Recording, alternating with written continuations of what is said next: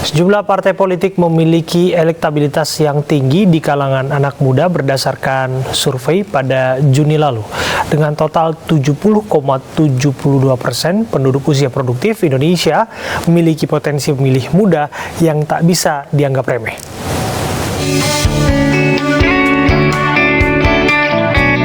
Suara anak muda nampaknya tak bisa dipandang sebelah mata saat pemilu 2024 mendatang.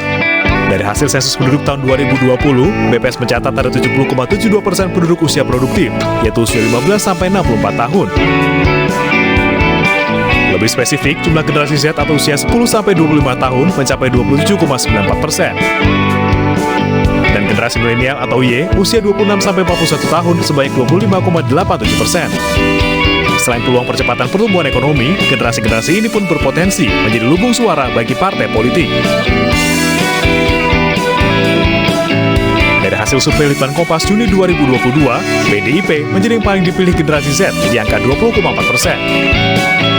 Kemudian diikuti Demokrat, Gerindra, Golkar, Perindo, PKB, PAN, PKS, Nasdem, dan Hanura. Di kalangan generasi Y, PDIP masih memimpin dengan perolehan 28,4%. Diikuti dengan Demokrat dan Gerindra di angka 16,6% dan 16%. Baru kemudian disusul Golkar, Nasdem, PKS, PKB, PAN, Perindo, dan Hanura.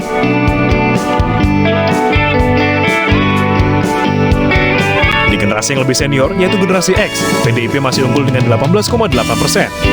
Diikuti Gerindra, Golkar, Demokrat, PKB, PKS, PAN, Nasdem, Perindo, dan Hanura.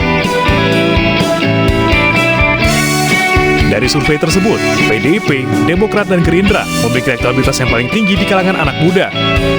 Pemilu usia produktif kini menjadi tantangan sekaligus peluang bagi partai-partai politik di tengah Indonesia yang kini masuk dalam periode bonus demografi. Dan kita akan bahas topik ini bersama dengan peneliti kajian politik Yohan Wahyu dan Ketua DPP Partai Perindo Bidang Politik dan Kebijakan Publik Heri Budianto. Assalamualaikum, selamat malam Bapak-Bapak. Waalaikumsalam, selamat malam Abraham, selamat malam Mas Heri. Ya Mas Yohan dan Kang Heri, kita hari ini membahas mendulang suara anak muda. Dan kita membahasnya dengan dua narasumber yang setidaknya pernah muda. Meskipun saya tetap berpositif thinking, meskipun usia sudah bertambah tapi jiwanya tetap muda. Saya ke Mas Yohan dulu ya. Mas Yohan, nampaknya nggak ada yang berbeda ya jika kemudian dipetakan bagaimana ketertarikan pemilih generasi milenial dan Gen Z ini dengan peta survei yang sudah berlangsung berapa kali? Iya, kita kan memang melakukan survei ini secara berkala ya, berkala misalnya Januari dan Juni gitu yang survei Kompas. Jadi memang survei ini memang dilakukan secara berkala untuk melihat bagaimana desain atau proyeksi respon publik terhadap isu-isu politik, terutama kita juga melihat bagaimana respon pemilih muda atau pemilih milenial terhadap orientasinya pada politik khususnya menjelang pemilu 2024. Memang kelihatan mereka orientasinya kan sebenarnya tadi ya sudah dijelaskan secara gamblang hasil survei kita.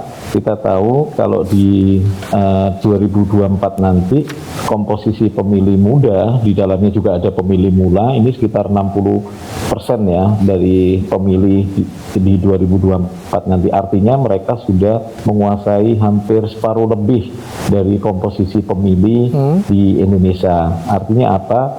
Memang para kontestan pemilu, baik partai politik, calon presiden maupun calon DPD ya, perseorangan, ini memang harus melakukan pendekatan-pendekatan yang mungkin sedikit berbeda ke pemilih-pemilih milenial ini gitu ya. Mas Yohan, kira-kira faktor apa ya yang menentukan ketertarikan anak-anak muda terhadap partai-partai yang kita lihat hasil surveinya? Ya tentu banyak faktor ya. Sebenarnya secara umum ada 3 faktor yang sebenarnya umum ya, secara umum kenapa orang memilih partai. Yang pertama adalah tentu ideologi ya, nilai-nilai karakter dari partai itu seperti apa. Yang kedua, kemudian tokoh, sosok tokoh.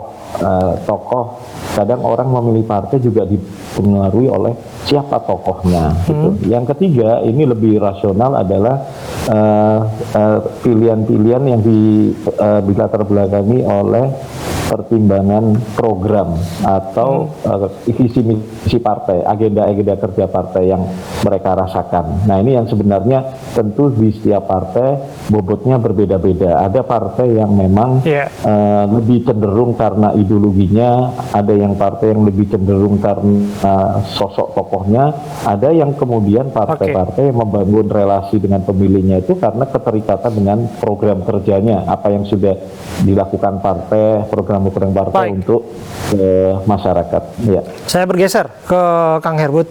Kang Herbut, kalau kita lihat Perindo punya peluang yang cukup tinggi, di mana kita lihat mampu setidaknya untuk bersaing begitu dengan partai-partai yang sudah mapan. Barangkali ada yang ingin diceritakan strategi pendekatan kepada pemilih muda. Ya, survei Litbang Kompas adalah salah satu survei yang secara serius kami cermati. Dari hasil survei, paling tidak 3 kali survei pada bulan Oktober tahun 2021, Perindo masih memperoleh 1,7%. Lalu kemudian 3 bulan kemudian, bulan Januari itu 2,5%, lalu kemudian di bulan Juni itu di 3,3%. Apa yang disampaikan oleh Mas Yohan dan teman-teman Litbang Kompas ini menjadi ukuran bagi kami dan juga menyusun langkah-langkah politik ke depan. Bagaimana strategi kami untuk menggait pemilih. Dan sangat spesial ya, Litbang Kompas juga merilis hasil survei tersebut bahwa ternyata Partai Perindo ini lebih banyak dipilih oleh pemilih-pemilih zilenial. Nah, ini penting ya, lebih spesifik mungkin kami juga perlu input apakah pemilih zilenial itu yang berada pada perkotaan atau tidak, sehingga karakteristik ini menjadi acuan bagi kami bagaimana gerakan-gerakan politik Partai Perindo ke depan. Ya, kami sangat menyadari bahwa pemilih-pemilih zilenial ini adalah pemilih-pemilih yang mereka sangat tinggi dalam akses media sosial ya, terutama media exposure-nya.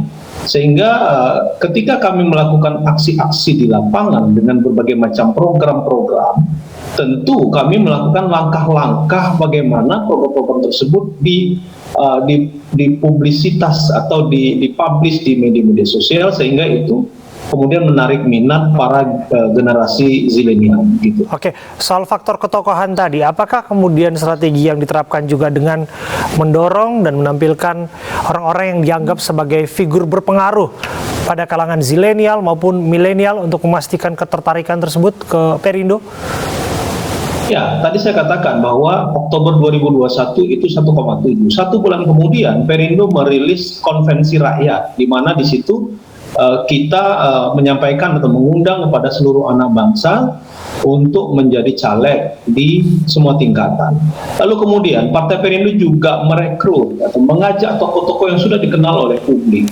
Dan ini juga kami sadari bahwa ketokohan juga merupakan magnet ya untuk meningkatkan elektabilitas di kalangan zilenial.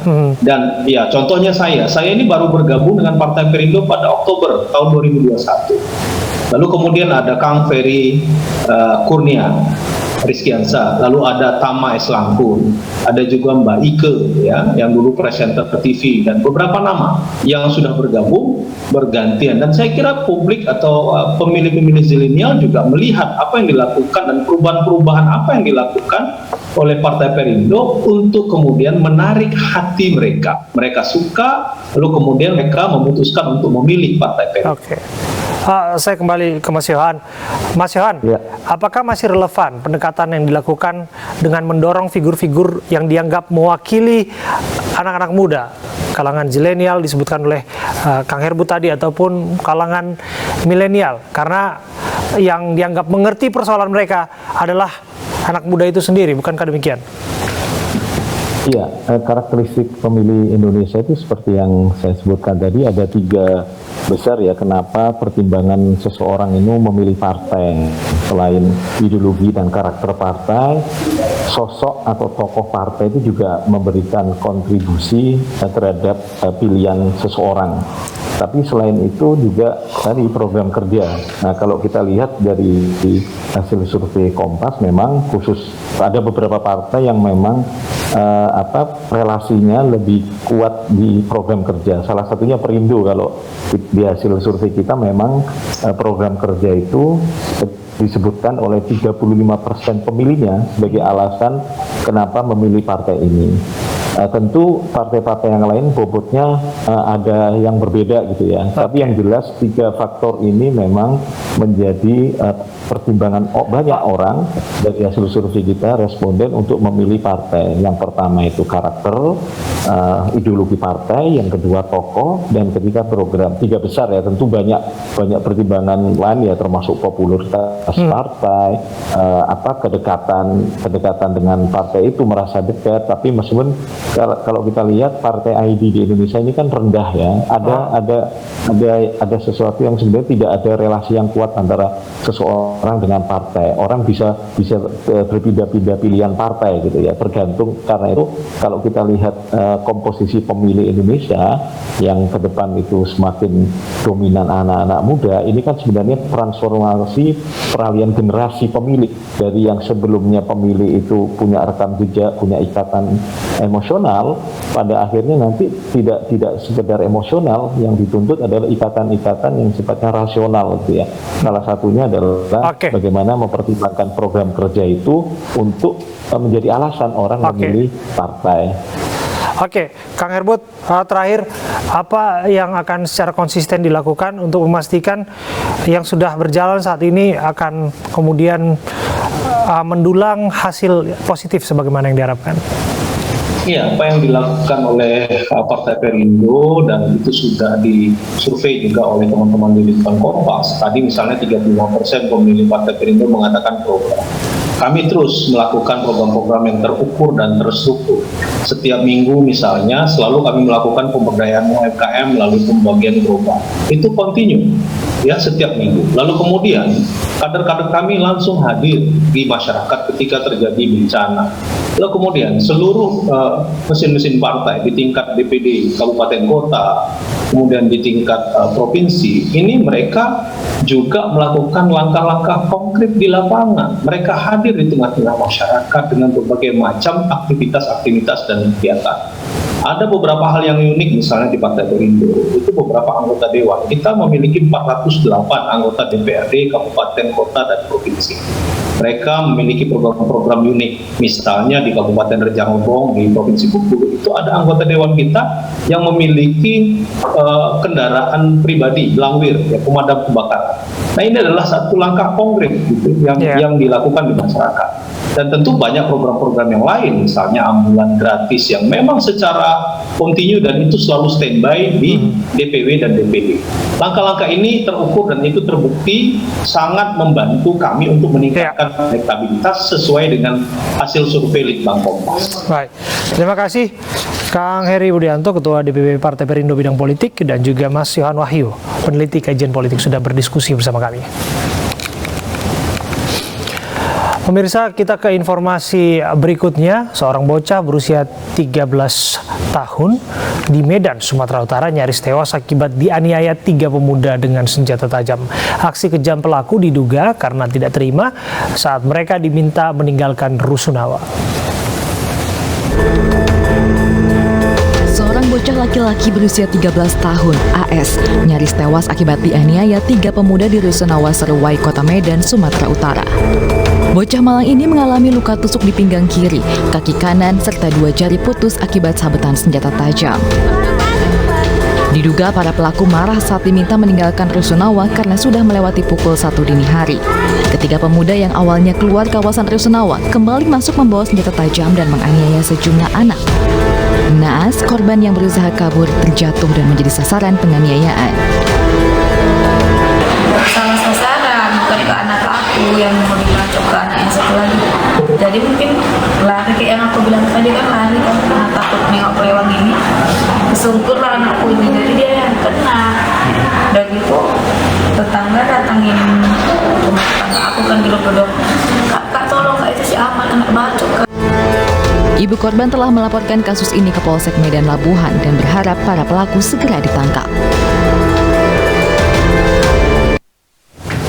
Pemirsa, lembaga aksi cepat tanggap diduga menyelewengkan dana untuk memenuhi gaya hidup para petingginya. Informasinya kami hadirkan untuk Anda saat lagi.